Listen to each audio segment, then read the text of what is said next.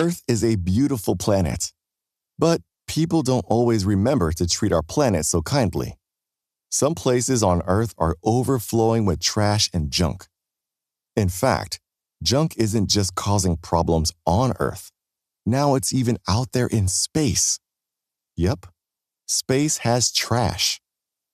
But how does trash even get up there? And why does it matter?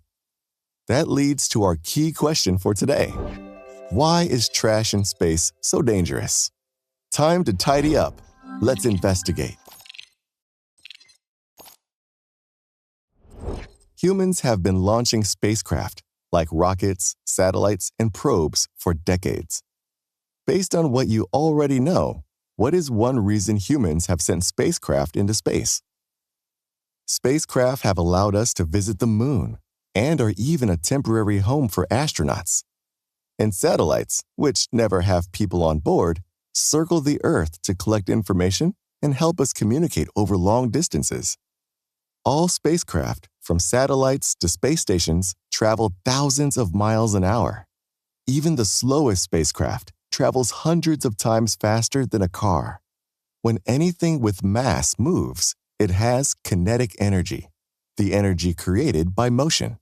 Which of the following has kinetic energy? All three examples have kinetic energy because each has both mass and speed. Using an equation, we can calculate the kinetic energy for each one by multiplying half of the mass by the speed squared. Here's the equation for kinetic energy, where m is for mass and v is for speed. The squared means we multiplied the speed twice, so we could also write the equation like this. Kinetic energy is measured in a unit called a joule. From these examples, we can see that the greater the mass or the speed, the greater the kinetic energy. And spacecraft have lots of mass and speed. Thanks to impressive engineering, spacecraft rarely collide or lose parts, but accidents do happen. In the year 2000, a dead satellite crashed into a working satellite, and both were destroyed. When this happened, countless pieces of debris, or space junk, began flying through space, some reaching incredible speeds. Here are two pieces of space junk, a screw and a solar panel. This table shows the mass and speed of each one. What evidence do we have that both objects have kinetic energy? Since both objects are moving and have mass, they must have kinetic energy. But did you notice that the solar panel has much more mass than the screw, while the screw is traveling at a much greater speed than the solar panel? Since their masses and speeds are so different, it's hard to know which has more energy. Just like we did before, we can calculate the kinetic energy of each object. Half of the mass times the speed again. What do you notice about the kinetic energy of the two pieces of junk? The screw has greater kinetic energy than the solar panel. Even though its mass is much smaller, it has 10 times more kinetic energy. Why does something with a small mass have a high kinetic energy? Even though mass and speed affect kinetic energy, speed matters more. We can see this if we look closely at the equation for kinetic energy. Speed is so important that it's multiplied twice. So, something with a small mass can still have a huge kinetic energy if it's moving fast. And huge amounts of kinetic energy create huge problems when a piece of space junk hits something. Uh-oh, that screw just tore a hole into the side of that spacecraft. Using graphs, let's compare the speed and kinetic energy of the screw before and after the collision. At first, the screw was moving 2,000 meters per second. After hitting the spacecraft, it lost half its speed, slowing down to 1,000 meters per second.